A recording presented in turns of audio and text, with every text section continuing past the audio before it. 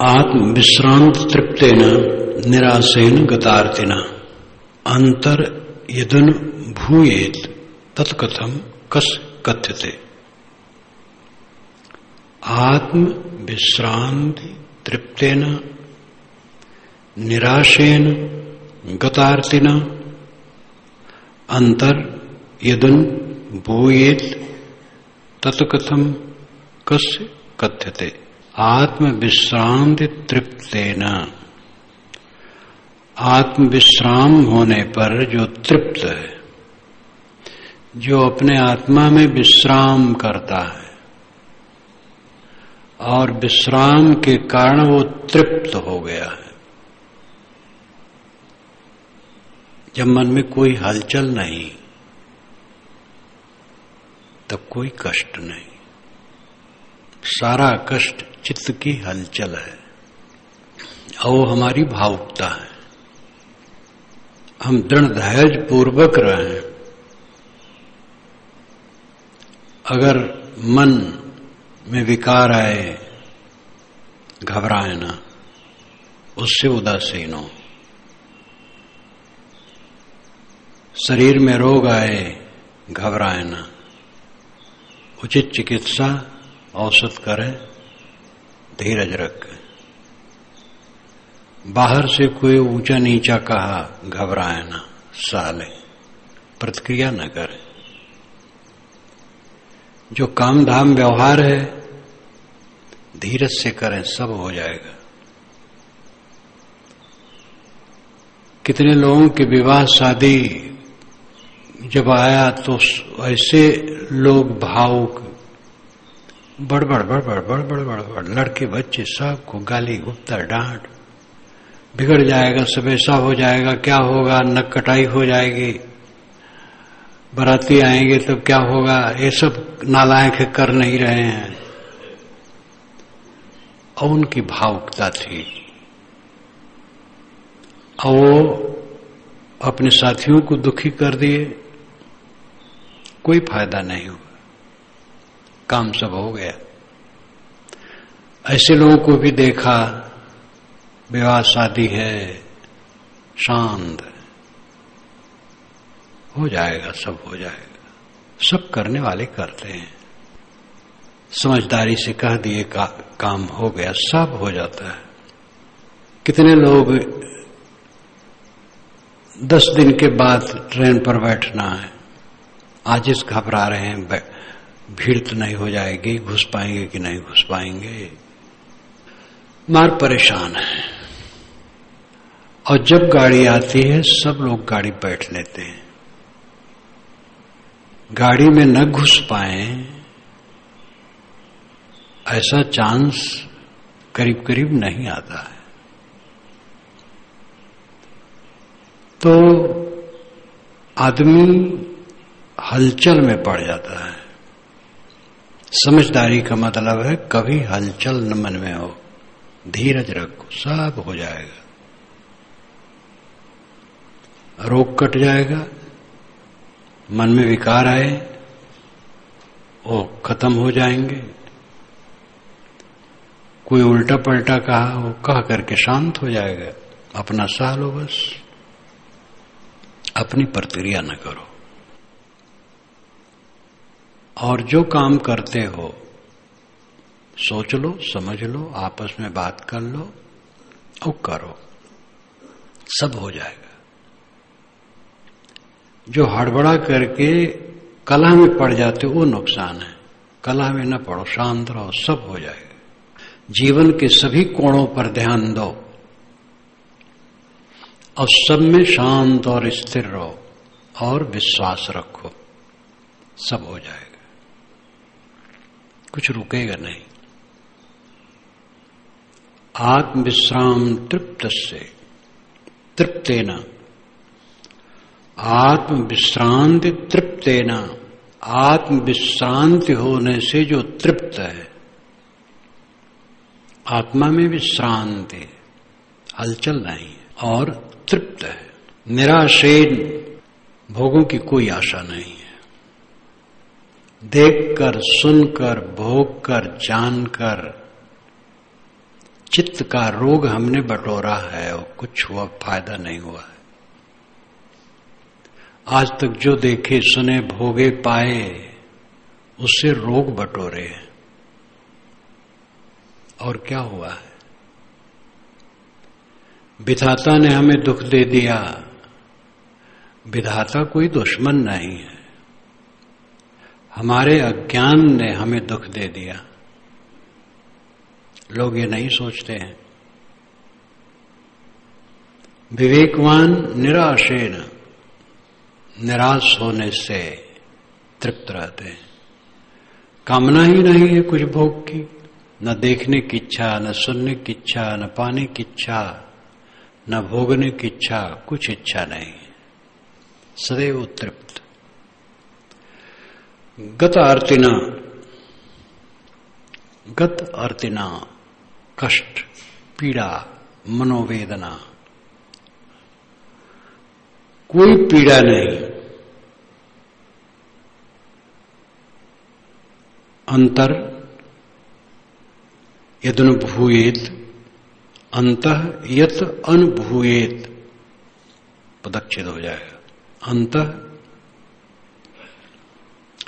यत अनुभूयेत, जो अंदर में ऐसी स्थिति में अनुभव है, तत्कथम कस्य कथ्यते,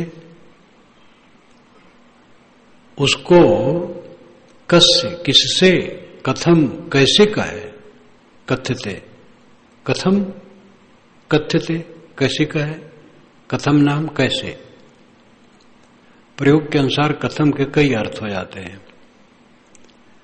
यहां है कथम कथ्यते, कस्य कथम कथ्यते, किससे कैसे कहे। जो आत्म तृप्त है,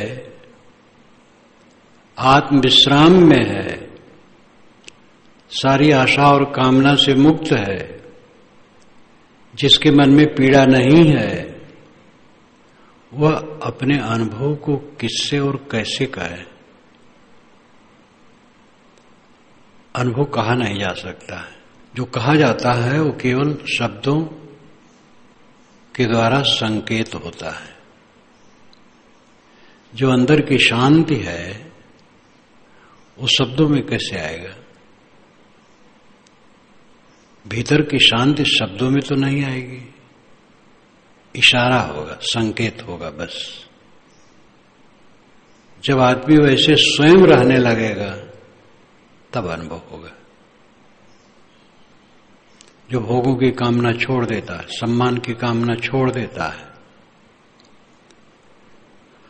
और चाहे जैसी स्थिति में अचल रहता है,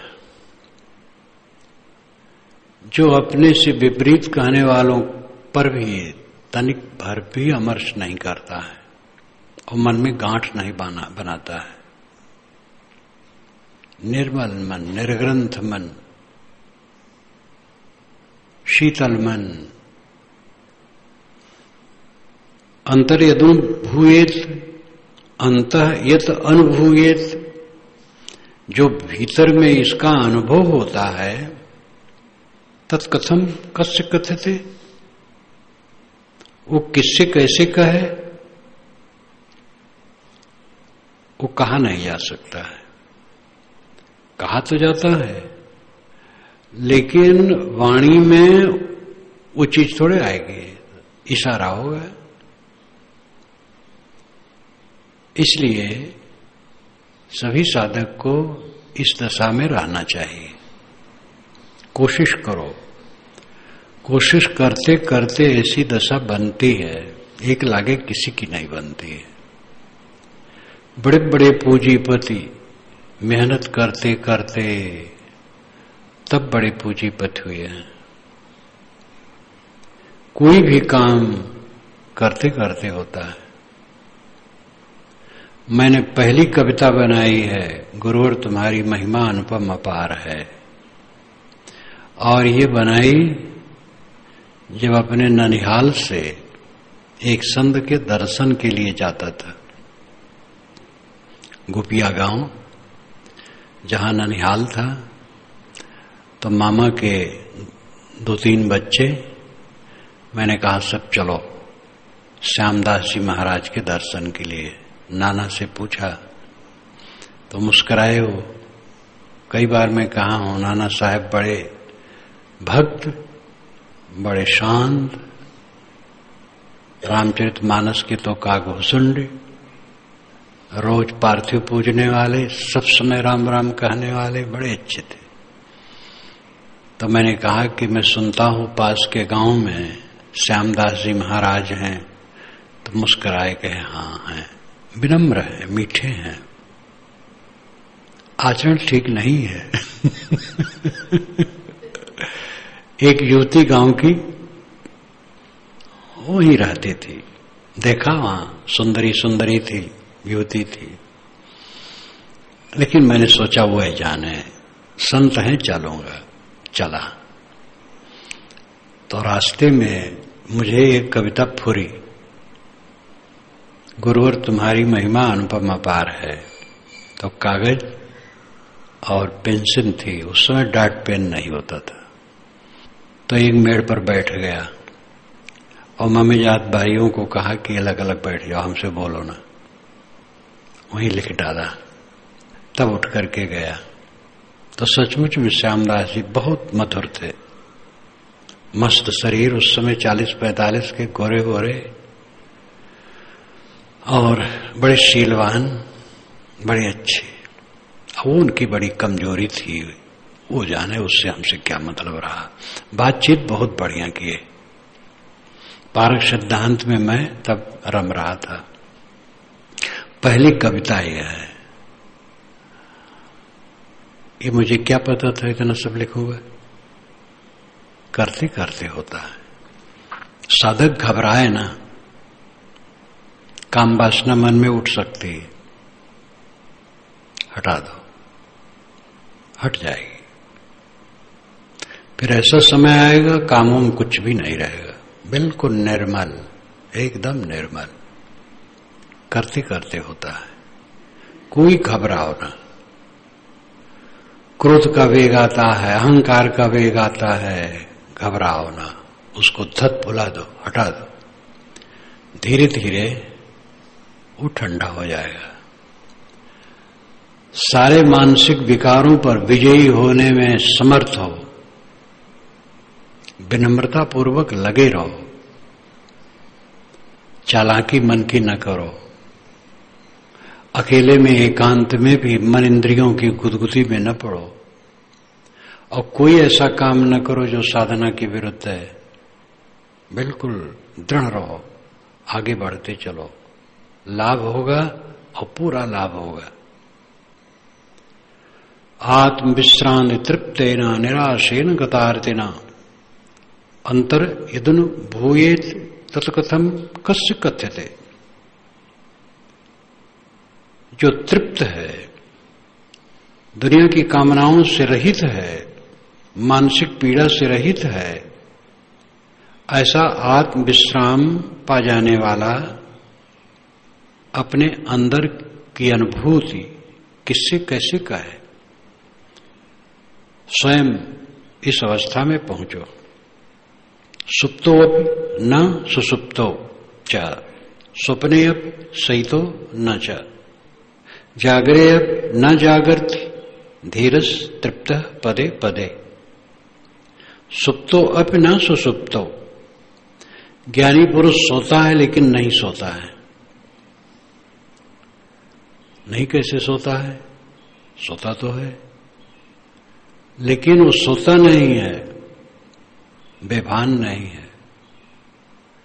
देह की दृष्टि बेभान है, लेकिन सुसुप्त में भी बोध का बीज है। जो जागृत अवस्था में सोते सोते बोध भाव में रहा है, वही बीज सुसुप्ति में रहती है। इसलिए वो सोया नहीं, उस समय भी बोध है। नींद खुली तो वही बोध तुरंत आ जाता है सामने, उस सुप्त रूप में पड़ा रहा। तो सुप्तो न सुसुप्तो, सोते हुए भी वो सुसुप्त नहीं है। सोते समय भी बोध का बीज वहां है, तो मानो जागृत ही है। स्वप्नेऽपि सहितो न च, स्वप्न देखता है तो भी वो सोता नहीं है, स्वप्न भी उसके पवित्र होते हैं।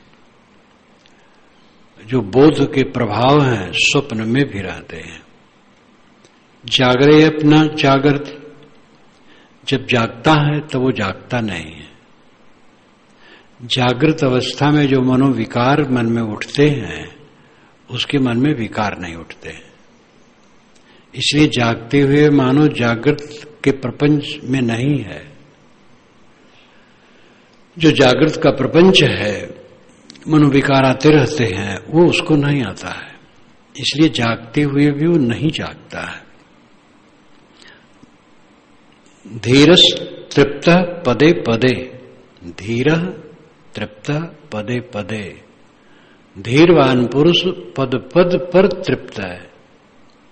पदे पदे, डग डग, पैर पैर, कदम कदम, मतलब है कि निरंतर निरंतर वो तृप्त है। इसलिए जागृत स्वप्न सुषुप्त की चिंता नहीं करनी चाहिए। विक्षिप्त अवस्था में कोई बोधवान है, विक्षिप्त हो जाए तो क्या होगा? विशाल देव जी से मैंने पूछा तो उन्होंने कहा कि एक भक्त हैं, वो बोध भाव में खूब दृढ़ थे और विक्षिप्त हो गए। तो जब बोले तो यही सब बोले, देखो गुरुजी आ गए हैं, आदर करो।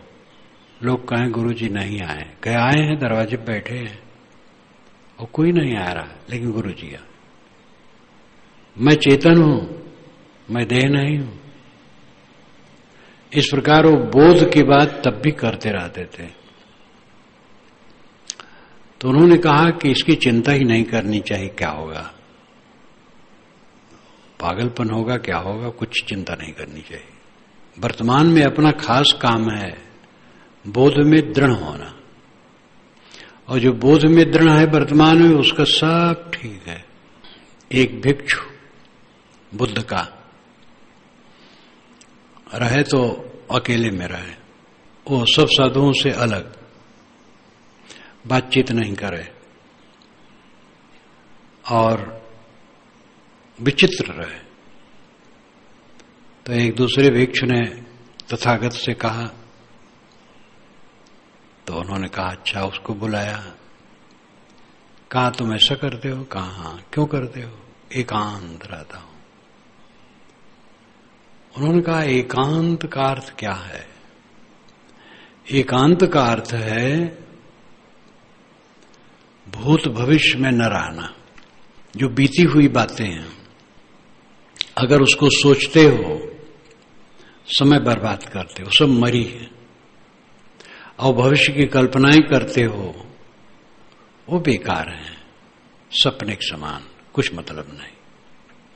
वर्तमान में जियो और देखो तुम्हारे मन और शरीर पर क्या घट रहा है।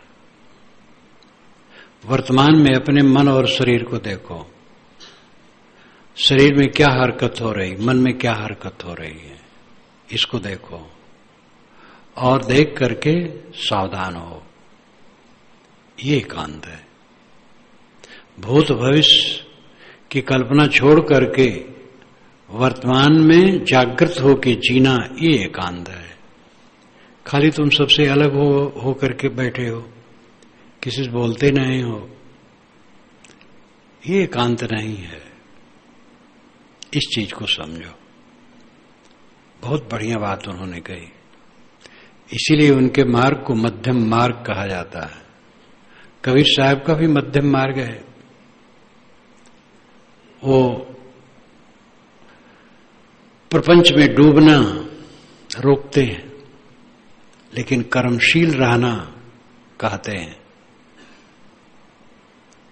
बिना कर्म के जीवन नहीं चल सकता,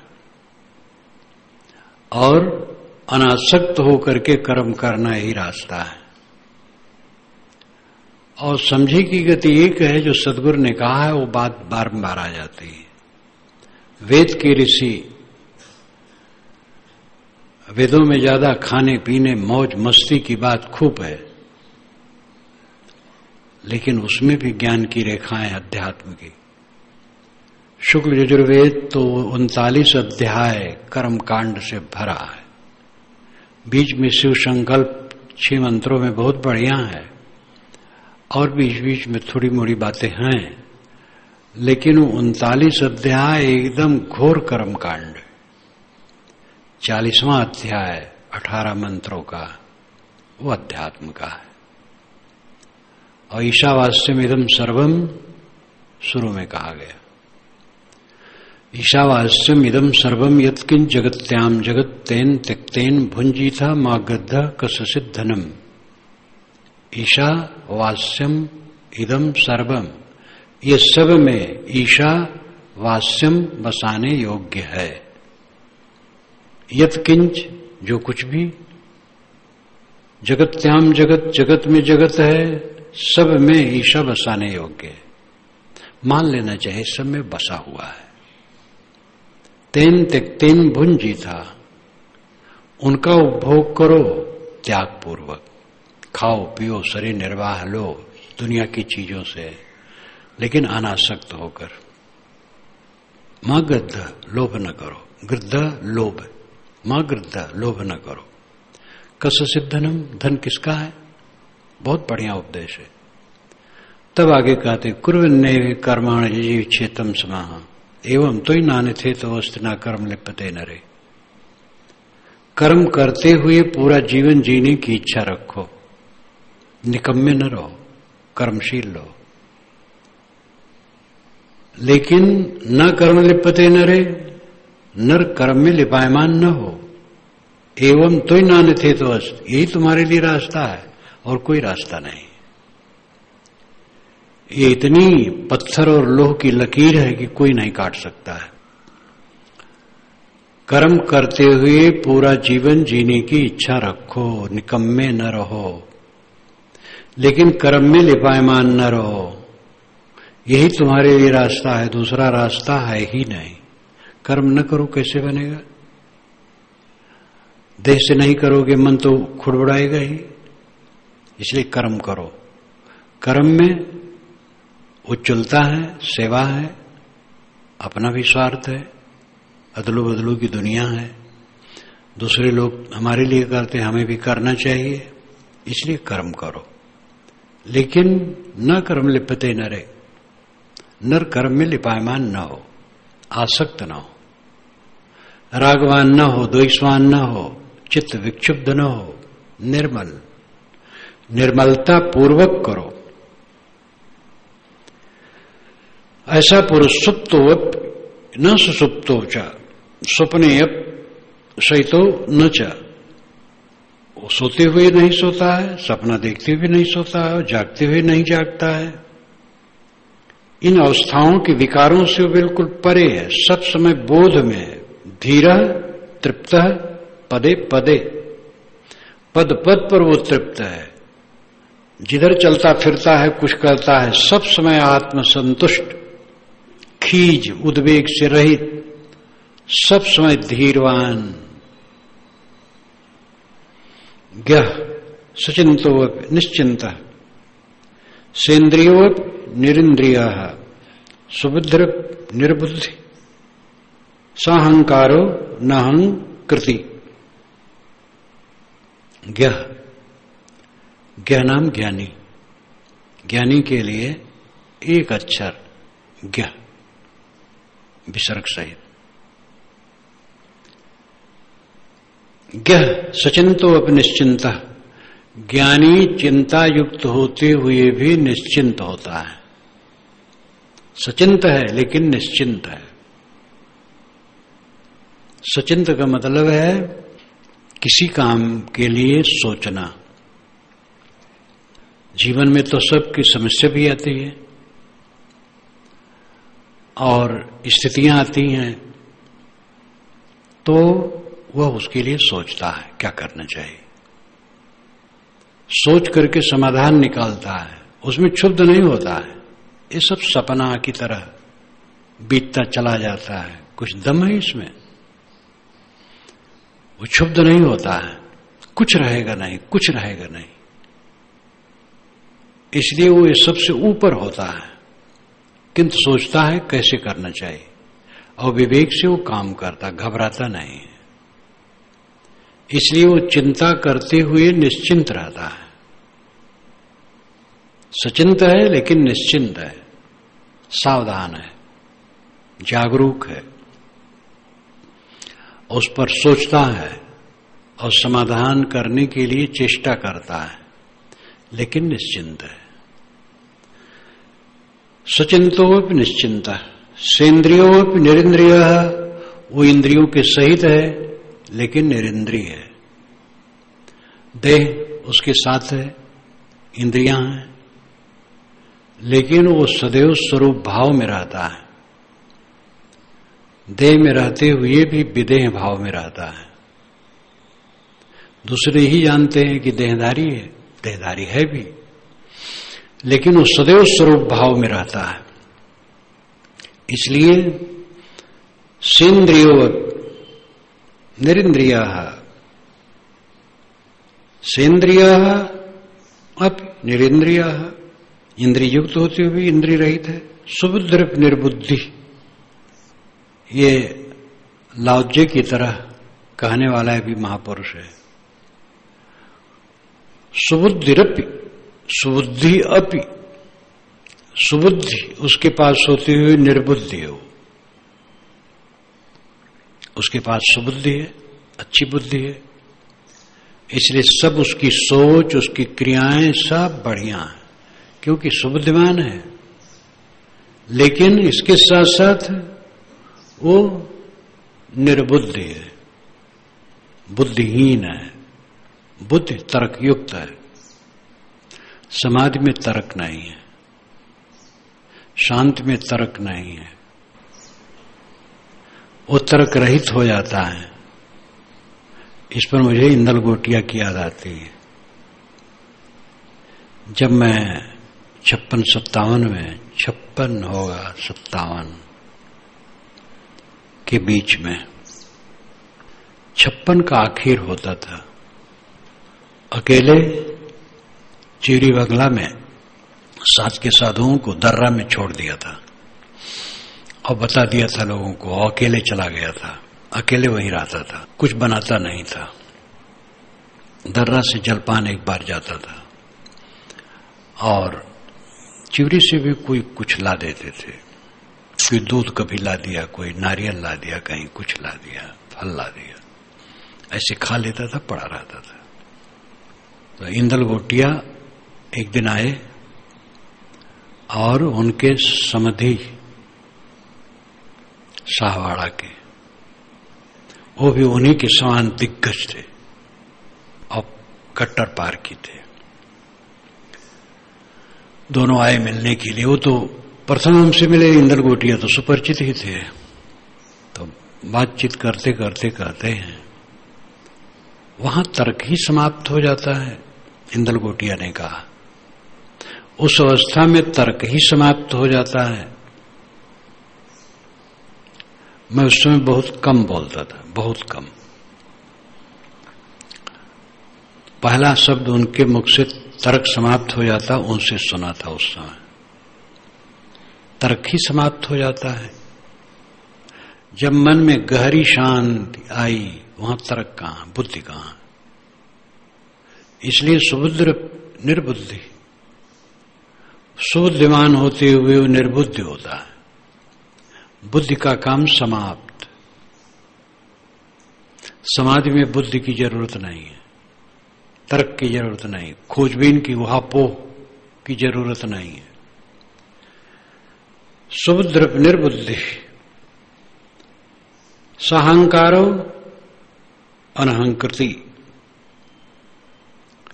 अहंकार सहित होते हुए भी वह अहंकार से रहित है। मैं ब्रह्म हूं कहता है, मैं परम हूं, श्रेष्ठ हूं कहता है, लेकिन अहंकार विहीन है। देहादि का अहंकार उससे नहीं है, स्वरूप भाव में वो जीता है। अहंकार युक्त होता हुआ भी अहंकार रहित है। देखने में अहंकार है, अहम ब्रह्मास्मि कहता है, मैं ब्रह्म हूं, मैं श्रेष्ठ हूं, मैं परमात्मा हूं। एक वैष्णव संत ने कहा, महाराज आपके ऐसे लोग हैं जो कहते हैं हम ही सब कुछ हैं। मैंने कहा उनका कहना भी ठीक है, मैं कुछ नहीं हूं ये भी ठीक है और हम ही सब कुछ ये भी ठीक है, दोनों का अलग अलग अर्थ है। तो नम्र हो गए, फिर समझाया तो खुश हुए। कहे महाराज इस प्रकार कोई समझाता नहीं है, न समझने समझाने से तो गड़बड़ी होती है। मैं ब्रह्म हूं, मैं शुद्ध चेतन हूं, मैं तृप्त काम हूं, मुझे कोई जरूरत नहीं, मैं निष्काम हूं, बादशाह हूं, चक्रवर्ती हूं, सम्राट हूं। बोध भाव में इस प्रकार भाव आना अहंकार लगता है, लेकिन ऋषि कहता हो अहंकार शून्य है। बोध भाव का उसका ये भाव है। ये मंत्र भी बड़ा महत्वपूर्ण है, सभी मंत्र तो बहुत महत्वपूर्ण है। मैं इन सबको मंत्र कहता हूं। वैसे प्रचलन नहीं है कि इन श्लोकों को मंत्र कहा जाए, परंतु मंत्र तो वही है जो बोध दे। संस्कृत हो हिंदी हो। गह सुचिंतोप निश्चिंता सेन्द्रियोप निरिंद्रिया सुबुद्धिप निर्बुद्धि साहंकारो अनहंकृति। गह ज्ञानी पुरुष चिंता युक्त होते हुए भी निश्चिंत होता है, वह ध्यान रखता है, सावधानी रखता है, काम में व्यवहार में जागरूक रहता है, इसलिए सचिंत लगता है कि चिंता वाला है, लेकिन वह निश्चिंत होता है। ये सदैव मेरा मत रहा है कि जो काम करो ठीक से करो। और उसमें कितने लोग मुख से नहीं कहें लेकिन मन ही मन में कुछ ऐसे भाव प्रकट करें, टिप्पणी करें। जब भ्रमण हो तो एक जगह सामान सब बैलगाड़ी में रखा जाए छत्तीसगढ़ में, तो मैं खड़ा होकर बंधवाऊं, ठीक से बांधो और पूरी सावधानी से बंधवा करके तब चलो।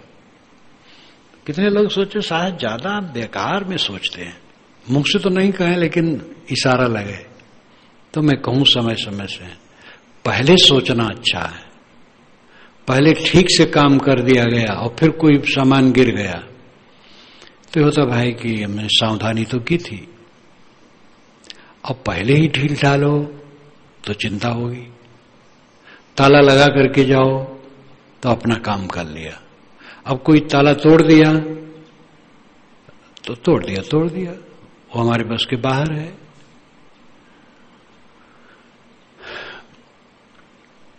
जो महाभारत में आता है कि जमीन चीर करके बीज डाल दिया किसान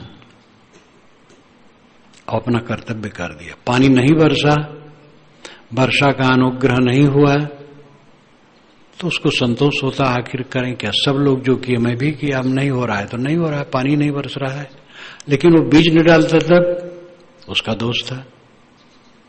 इसलिए काम में ढील ढाल नहीं होना चाहिए। चिंता करने वाला निश्चिंत रहता है और निश्चिंत कहलाने वाला फिर चिंता करता है। वो निश्चिंत नहीं, वो लापरवाह है, विवेकहीन है, असावधान है। इसलिए चिंता करना चाहिए जिससे निश्चिंत रहे।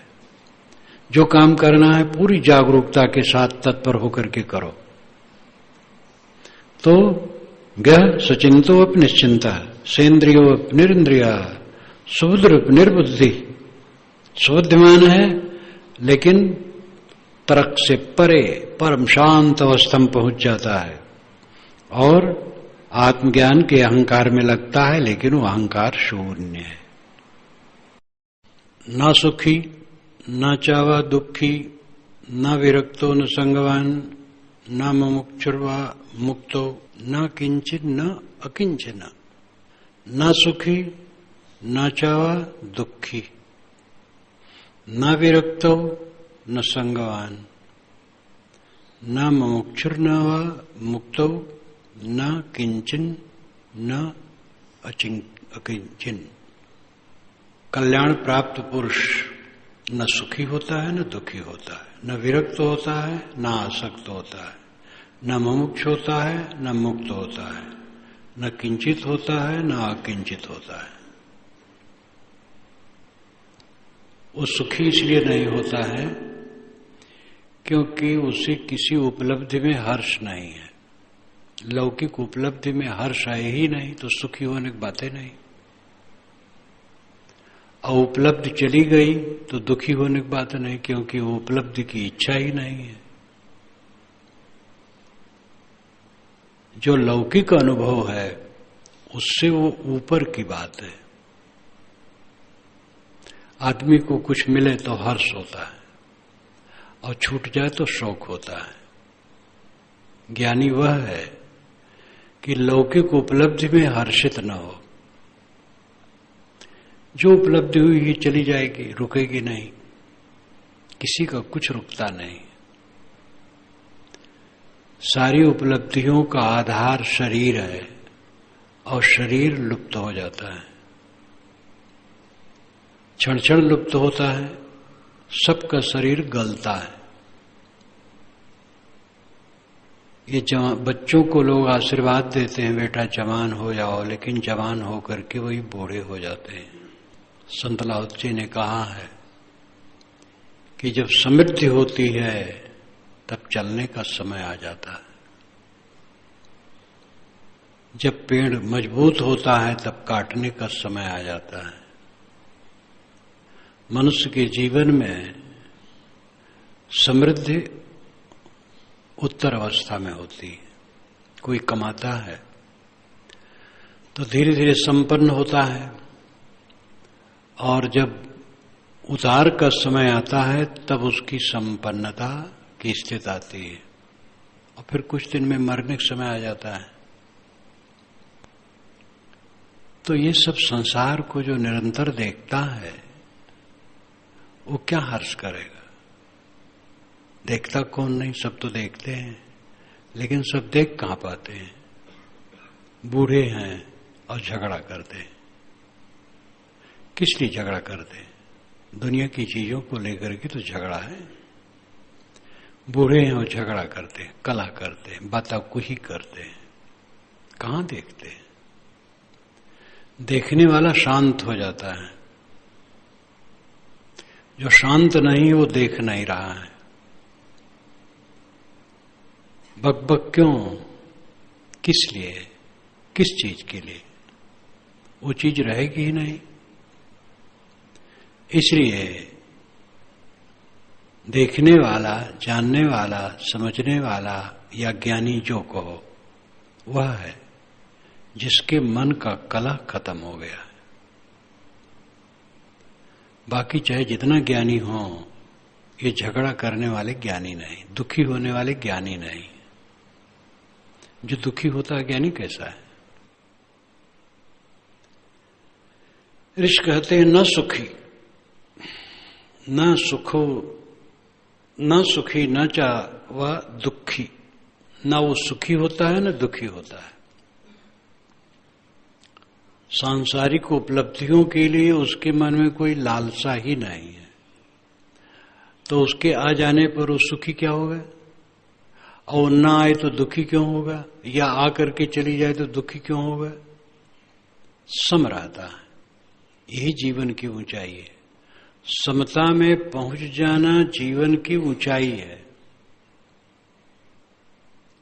और ये विवेक, ज्ञान और अभ्यास से होने वाला है। जीवन में इस प्रवाह को कोई रोक नहीं सकता है कि मिले ना और बिछुड़े ना। मिलेगा और बिछुड़ेगा। चीज आएगी और जाएगी। अनुकूलता आएगी और जाएगी, प्रतिकूलता आएगी और जाएगी। इसको कोई रोक नहीं सकता है। बड़े बड़े के जीवन को देखो, कोई बच नहीं सकता है। तो मनुष्य वह है जो समता को प्राप्त हो जाए, न सुखी न दुखी, न विरक्तो न संगवान। संगवान का मतलब आसक्त, संग वाला, संग वाला, आसक्ति वाला। जब संगवान ही नहीं है तो विरक्त होने की बात ही नहीं, आसक्ति ही नहीं है तो वैराग्यवान है कहने की क्या जरूरत है? आसक्ति ही नहीं है।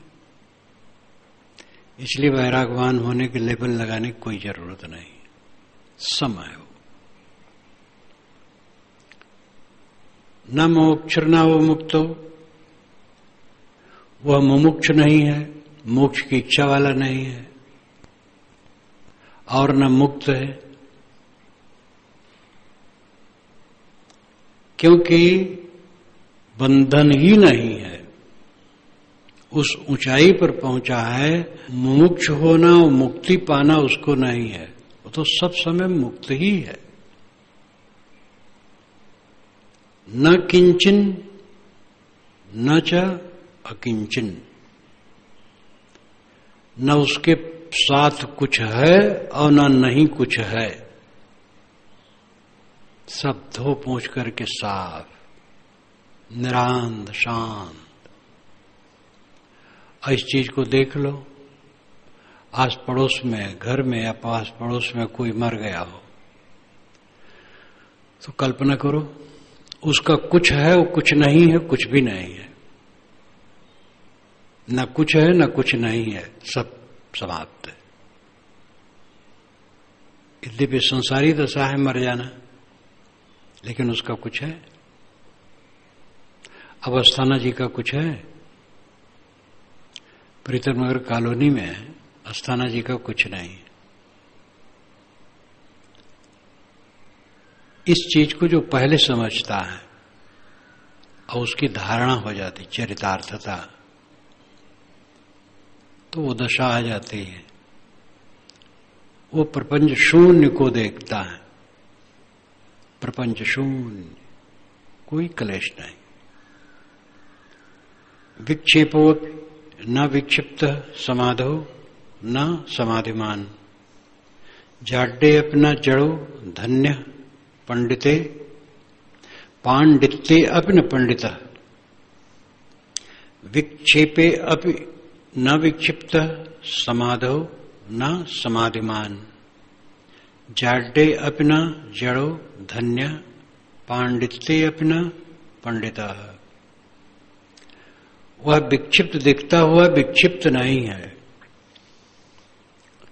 जो राग रंग न करे, भीड़ भड़का पसंद न करे, एकांत शांत चाहे, मौन चाहे। लोग कहते पागल है, कोई आदमी है, राग रंग ही नहीं है। मुझे याद आई, मैं कलकत्ता में प्रेम यहां तो बहुत रहा हूं, पारक प्रकाश जब से शुरू हुआ तब से तो 2 महीना वर्ष में मैं वहीं रहता था, दिसंबर और जून। तो बिचले तल्ले में जो सड़क के तरफ कमरा है, एक तो कोन में है, वो प्रेम प्रकाश का रहता था, और उसके पूरब वाला जिसके सामने सड़क के तरफ बरामदा है, उसमें मैं रहता था। तो एक दिन आकर के हमारे सामने खड़े हुए, कहे साहब किसी दिन तो आप छज्जा पर खड़ा होकर थोड़ा सड़क पर देख लिया कीजिए। सड़क पर लोग आते हैं जाते हैं, गाड़ियां आती जाती हैं, जरा खड़ा होकर वहां भी देख लिया कीजिए। तो मैंने कहा क्या देख लूं? कहे बस आप तो मुड़ी गड़ाए बस यही कमरे में पड़े रहते हैं, जरा देखा कीजिए। एक दिन कहते हैं साहब आपकी रुचि क्या है, भोजन के लिए कुछ बताइए, कुछ और परिवर्तन। मैंने कहा मेरी कुछ रुचि ही नहीं है, जो मिलता हो बहुत है। तो मेरे ऊपर वो त्रास खाएं, कुछ तो देख लिया कीजिए। तो वो तो समझदार थे, वो विनोद में कहते थे और मुझे कुछ उत्सुक करते थे कि थोड़ा देखा कीजिए, लेकिन मेरी प्रवृत्ति ही नहीं रहे। जो नहीं जानते हैं वो तो कहते क्या जीवन बर्बाद कर दिए। जो हनुमान स्वामी को एक राजनेता देखे, हमारे कबीर पंथ के संत हनुमान स्वामी, फतुहा जिनका गुरस्थान, बीच की वेदांती विचार के थे, लाल कपड़ा पहनते थे, 100 के करीब शरीर छोड़े, बड़े अच्छे थे। उनका दर्शन मैं किया करता था। बुद्ध सागर भाई के आश्रम में थे, एक नेता मिलने गए। मिल करके वहां से जब हटे तो अपने लोगों में कहे कि जीवन इनका बेकार गया। सुने, खट शास्त्री हैं, 6 शास्त्रों के आचार्य हैं। संस्कृत में तो उनका पूरे बीजक को संस्कृत श्लोकों में उन्होंने लिखा है और छपा है, अपने यहां भी उसकी जिल्द होगी। तो और फिर देखे, गुरगुट्टी लगा के एक तरफ वो बैठे रहते थे चुपचाप। ऐसे लोगों को संसार में आकर के कुछ करना चाहिए, इनका जीवन बेकार गया। तो संबंधित व्यक्तियों ने मुझे बताया कि कुछ दिन के बाद जो राजनेता ऐसा कहे थे, वे राजनेता बिलबिला बिलबिला के मरे, क्योंकि दुनिया की हविस वाले थे। बिलबिला के मरने हैं, मरना तो सबको है, लेकिन बिलबिला के मरना और शांत मरना दोनों बड़ा फर्क है। हनुमान स्वामी को समझते थे निरर्थक गया इनका जीवन, और शांत पुरुष तो लोग समझते पागल है, राग रंग ही नहीं जीवन में। ऋषि कहते हैं वो विक्षिप्त दिखता है लेकिन विक्षिप्त नहीं है, बहुत समझदार है। उस अवस्था में वो पहुंचा है जहां कोई तकलीफ नहीं है। विक्षेपे अपि न विक्षिप्त समाधौ न समाधिमान। उस समाधि में है लेकिन समाधि वाला नहीं दिखता है। कुछ समय कपड़ा उड़ के बैठ जाओ, उसी को लोग समाधि कहते हैं, बाकी समय लोग समाधि नहीं कहते। ऋषि कहता है कि वो सब समय समाधि में है लेकिन समाधि में दिखता नहीं है। वो हंसता बोलता खाता पीता काम धंधा करता, झाड़ू लगाता, नाली साफ करता हुआ भी समाधि में है, क्योंकि उसकी आदि सम हो गई। आदि नाम मानसिक कष्ट, सम आदि, आदि व्याधि उपाधि 3 है। मन की पीड़ा आदि है,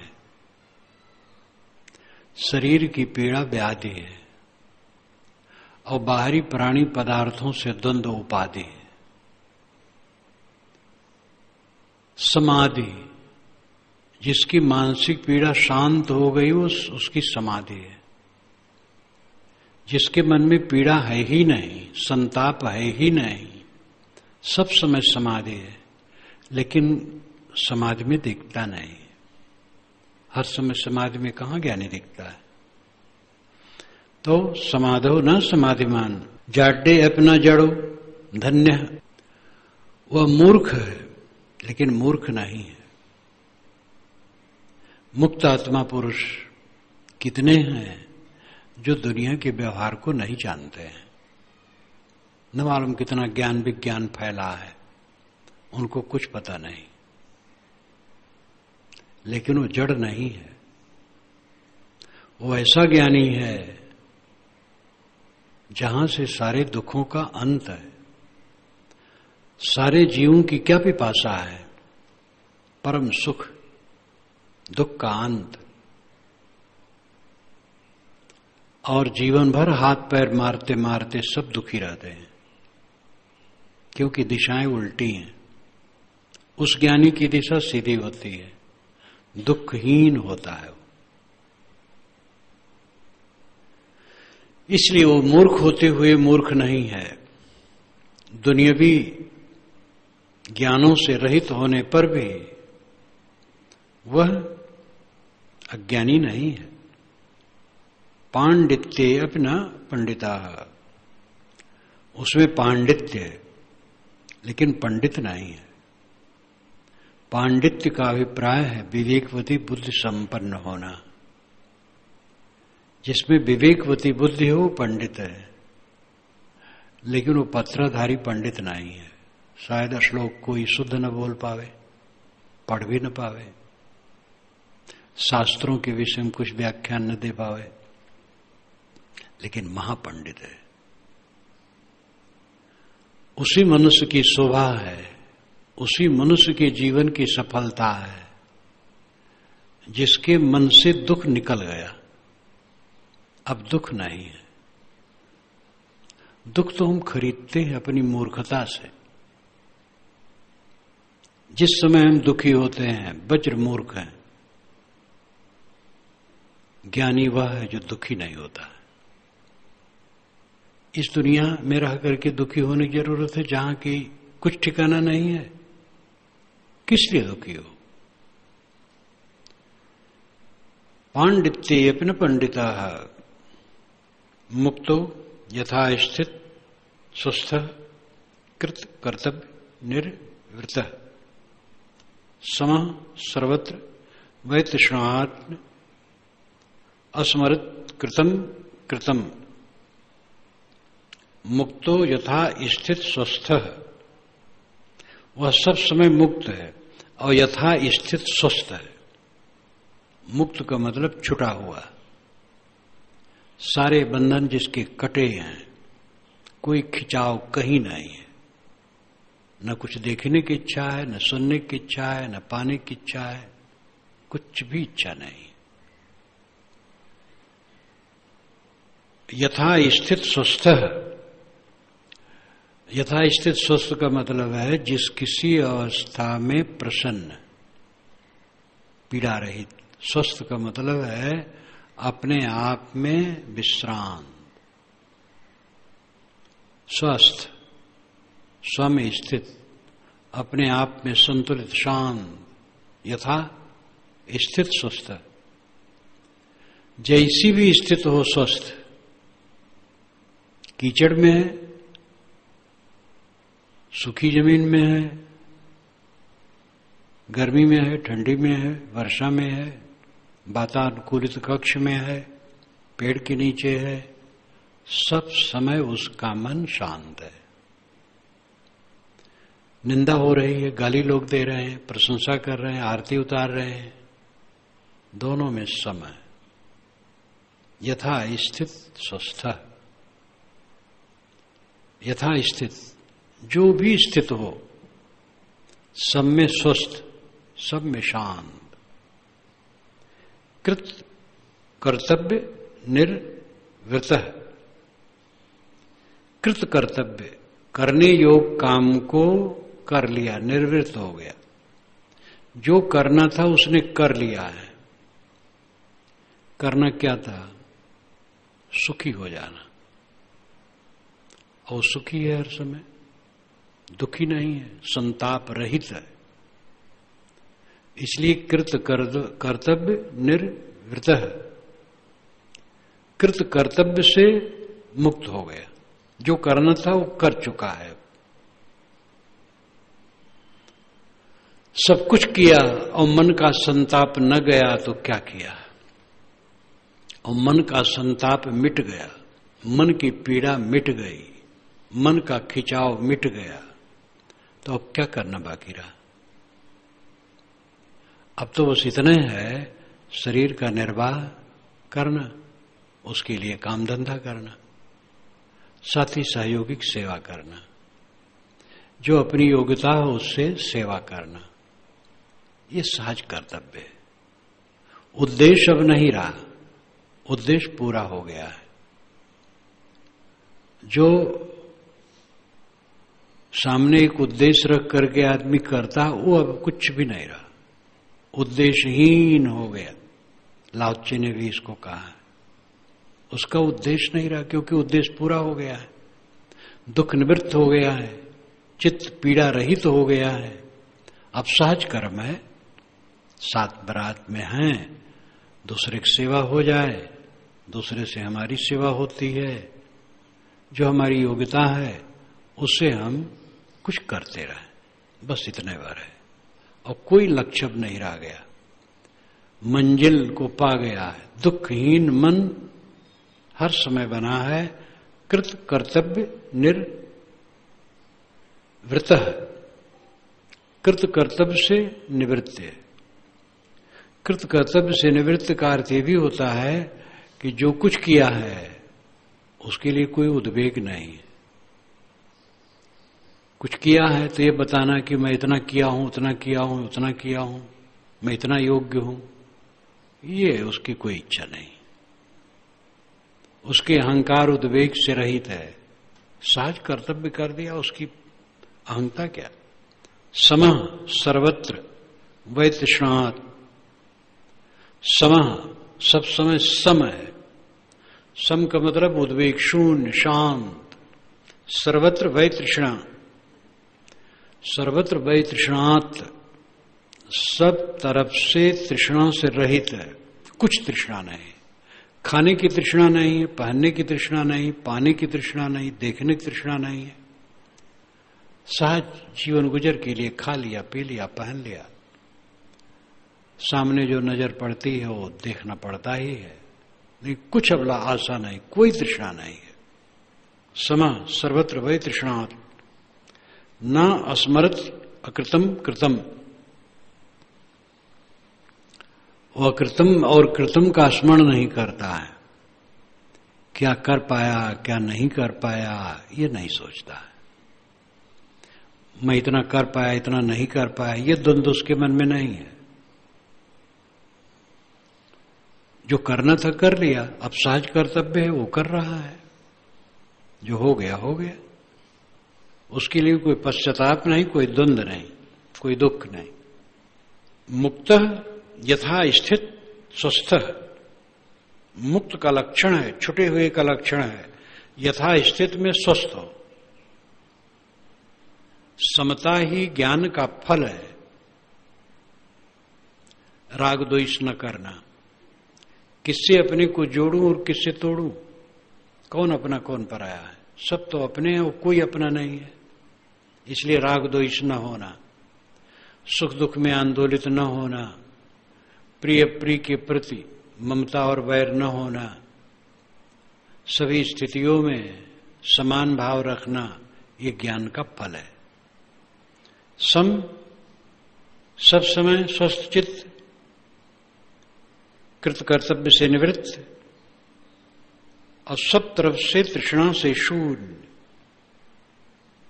ऐसा व्यक्ति न अस्मरति अकृतम कृतम। अकृत नहीं किया, कृतम किया। ये कर पाया, ये नहीं कर पाया। रजोगुणी मन कहता है इतना इतना मैंने इकट्ठा किया, अभी ये और इकट्ठा करना है, ये भोग भोगना है, उस विरोधी को रगड़ देना है, उसको नीचा दिखाना है और उसको इतना संपन्न बनाना है, अपने लड़के को इतना ऊंचा कर देना है। ये सब अज्ञानी आदमी सोचता है। लड़का है तो लड़के के लिए कर्तव्य है। वो समझता है कि मैं कुछ न करूं ये कमाए खाएगा, फिर भी मेरे पास है तो जो कर्तव्य कर दूंगा। वो तूदा नहीं बांधता है, या और भी बातों में वो तूदा नहीं बांधता है। ऐसा कर दूंगा, ऐसा कर दूंगा, ऐसा मैंने किया और ऐसा नहीं कर पाया, ये सब द्वंद्व कुछ नहीं। सम शांत तृष्णा शून्य। यह किया, यह नहीं कर पाया, इस द्वंद्व से मुक्त। इसलिए वो मानसिक ग्रंथियों से छुटा हुआ सब समय कृतार्थ होता है। इसी अवस्था में पहुंच करके परम शांति है।